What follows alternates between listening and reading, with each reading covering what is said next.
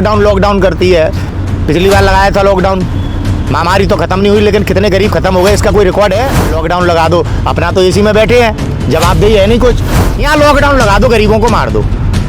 है नेता अपराध करेंगे गरीब के बच्चों के नाम। महामारी से नागरिकों के लिए क्या कैसे बचाया जा सकता है, नागरिकों को, सरकार को क्या कार्य करने चाहिए, इन पे तो कोई बात ही नहीं कर रहा। ना हॉस्पिटल की बात हो रही है, ना ऑक्सीजन की बात हो रही है उपलब्ध कराने की। लॉकडाउन लगाने से महामारी खत्म हो जाएगी?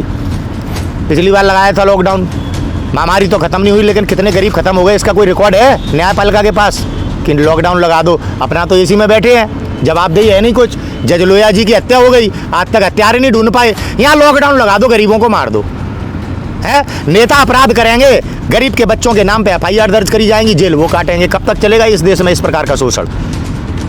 किसान आंदोलन ने नागरिकों को जगाने का प्रयास किया है, बहुत बड़े पैमाने पर लोगों के अंदर जागरूकता पैदा की है। आज सरकार को लोग समझ चुके हैं, ये सरकार नहीं है, ये देश बेचने आए हैं। जब नरेंद्र मोदी चुनाव लड़ रहे थे प्रधानमंत्री पद का 2014 में, इस देश के बड़े बड़े ज्ञानियों ने कहा था कि ये पीएम बन गया तो देश बर्बाद हो जाएगा, और आज देश बर्बाद हो गया। हम महामारी के लिए रो रहे हैं। क्या कह रहे थे प्रधानमंत्री मोदी? क्या कह रहे थे प्रधानमंत्री मोदी? थाली बजाओ, दिए जलाओ।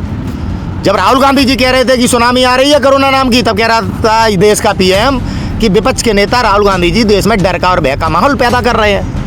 अब प्रधानमंत्री मोदी साहब तो सबरे उद्योगपतियों के कर्जे माफ कर गए, भगोड़ों के कर्जे माफ कर गए, पर्चा गरीबों के नाम पे काट गए 20 लाख करोड़ रुपए का। नहीं, महामारी रोकने के लिए लॉकडाउन नहीं लगेगा तो फिर क्या उपाय है? क्यों महामारी लॉकडाउन से रुकेगी या दवाई से रुकेगी? आप दवाई की आप व्यवस्था कीजिए। ऑक्सीजन भेज रहा है सऊदी अरब, टैग लग रहा है आपके अंबानी का, इसीलिए बाइडेन जी ने मदद करने से मना कर दिया था, क्योंकि ये एक झूठ है। ये चंदे के नाम पे, जैसे प्रधानमंत्री केयर फंड को में चंदा लेके मोदी ने देश लूटा, ऐसे ही महामारी के नाम पे कि ऑक्सीजन नहीं है, तमाम तरह से जो देश मदद कर रहे हैं वो लूट कर रहे हैं मोदी। बाइडेन बेवकूफ़ नहीं बनना चाहते थे, उन्होंने दुनिया को आगाह किया था कि मोदी बेवकूफ़ बना रहा है। नहीं समझा सऊदी, समझ गया ना जब ऑक्सीजन आ गई। अब सऊदी से ही ट्वीट आ रहे हैं अंबानी जी के खिलाफ आ रहे हैं ना ट्वीट, देख रहे हो आप लोग? ट्वीट नहीं देख रहे?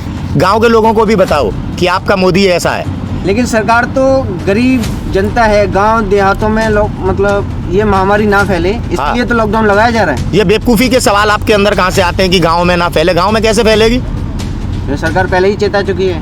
क्या चेता चुकी है? कि गांव को बचाना है। गांव को बचाना होता तो प्रधानमंत्री रैली कर रहा होता पश्चिम बंगाल में जाके। भारत का हिस्सा नहीं है पश्चिम बंगाल? ऐसे ही जब इस देश में महामारी आई नहीं थी तब ट्रंप को बुला के ला दी गई थी। प्रधानमंत्री को समझो आप, जहाँ प्रधानमंत्री का विरोध है वहीं लोग क्यों मारे जाते हैं? पहले यही पीएम कह रहा था, तबलीगी जमात ने महामारी को फैलाया है। आपके टीवी पे बैठे ये जमीर बेचे हुए गद्दार देशद्रोही एंकर, ये भी तो कह रहे थे तबलीगी जमात ने महामारी को फैलाया है। पूरी दुनिया हम पे हंस रही थी।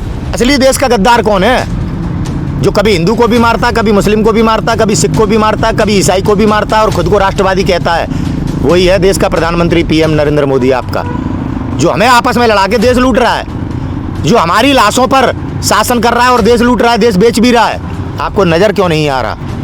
आपको नज़र विपक्ष में कमियां आती थी, जो आपने देश विपक्ष से लेके, जिन्होंने देश को बसाया कांग्रेसियों से देश लेके आपने नोटाई गिरों के हाथ में दे दिया, जिन्हें खाना खाने की अकल नहीं है और 35,000 रुपये किलो की मशरूम खाता है ये देश का प्रधानमंत्री। इसे खाना खाने की अकल नहीं है। अभी यहाँ पे 4 बड़े उद्योगपतियों में खाना खिलाओ तो शर्म से नहीं खाएगा, लेकिन 35,000 किलो की मशरूम खा रहा है। नंगा को मिली पीतल बाहर धरे की भीतर, वो तो हाल है आज देश के में। आपका प्रधानमंत्री गृह मंत्री कौन है? गृह मंत्री चैन तोड़, लुटेरा, पर्स छीनने वाला और उद्योगपतियों से उगाही करने वाला, हफ्ता वसूली करने वाला गुंडा है अमित शाह। न्यायपालिका ने उसको तड़ी पार घोषित किया था। ये महामारी से लड़ेगा। मनमोहन सिंह जी ने कहा था कि 2% जीडीपी गिर जाएगी, लेकिन इन अंबानी अडानी के काले धन को सफेद करने के लिए नोटबंदी की इसने। भ्रष्टाचार मिटाने के लिए नोटबंदी करता अगर, तो आज देश में इतना भ्रष्टाचार होता। हर चीज़ में भ्रष्टाचार, ऑक्सीजन में भ्रष्टाचार, गेहूं में भ्रष्टाचार, चावल में भ्रष्टाचार, गोली में भ्रष्टाचार, यहाँ तक बात करने में भी भ्रष्टाचार। क्या लगता है इससे महामारी नहीं रुकेगी? कोई सवाल ही नहीं इससे महामारी रुकने का। जब आप घर से बाहर निकलेंगे फिर 2 महीने बाद महामारी के नाम में आपको घर में बंद कर दिया जाएगा। आप लोग कबूतर हैं क्या भारत के नागरिक कि सुबह खोल दिए जाओगे शाम को निकाल दिए जाओगे? कबूतर है क्या? आप गुलाम है क्या?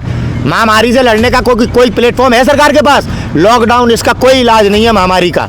लोगों के अंदर जागरूकता पैदा करने की ज़रूरत है, साहस पैदा करने की ज़रूरत है। ये लॉकडाउन के नाम पे लोगों को डरा रहे हैं, ये शमशान घाट के दृश्य दिखा के लोगों को डरा रहे हैं। लड़ कहाँ रहे हैं? आप लोग क्यों देश को उन परिस्थितियों में ले जाना चाहते हैं जिन परिस्थितियों से महात्मा गांधी जी निकाल के लाए, सुभाष चंद्र बोस निकाल के लाए, भगत सिंह जी ने बलिदान दिया, इन्हें कोई TDA नहीं मिला, इन्हें कोई पेंशन नहीं मिली, इन्होंने अपना जीवन दिया है आपकी आज़ादी के लिए, समर्पण किया इन्होंने अपने आप को देश में कि हमारे और आपके भविष्य के लिए।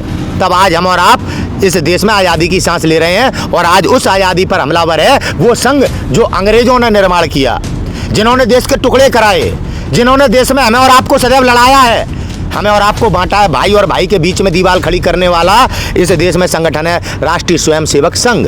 आप महामारी से लड़ना कहते हैं लॉकडाउन को, है? आपने देखा इस महामारी की आड़ में सरकार ने क्या क्या कर दिया इस देश के साथ। ये देश गिरवी रख दिया, ये देश गिरवी रख दिया। जितनी आपके देश की GDP है उससे ज़्यादा आपके देश पर कर्जा है और इस कर्जे को मुझे चुकाना है, आपको चुकाना है और हमारे आपके बच्चों को चुकाना है। ना मोदी चुकाएगा, ना शाह चुकाएगा, ना रामदेव चुकाएगा। ये कर्जा 125 करोड़ देशवासियों को चुकाना है, जो कर्जा नरेंद्र मोदी ने अपनी अय्यासियों के लिए लिया है। ये अय्यासी करते हैं कपिल मिश्रा ने दिल्ली की विधानसभा में प्रमाण दिया है सबूत के साथ। देश का प्रधानमंत्री कैरेक्टर लेस है, कपिल मिश्रा ने पूरे सबूत के साथ विधानसभा के अंदर दिखाया है, रिकॉर्डेड है। आलोचना नहीं कर रहा हूं, एक प्रधानमंत्री के चरित्र का आरोप हो गया। कभी सच को आलोचना कह देते हो मेरे भाई, कभी आरोप कह देते हो, कभी आप कुछ बोल देते हो। क्या दिल्ली की विधानसभा में जो कपिल मिश्रा ने दस्तावेज पेश किए वो आरोप है? विधानसभा में मजाक होता है क्या?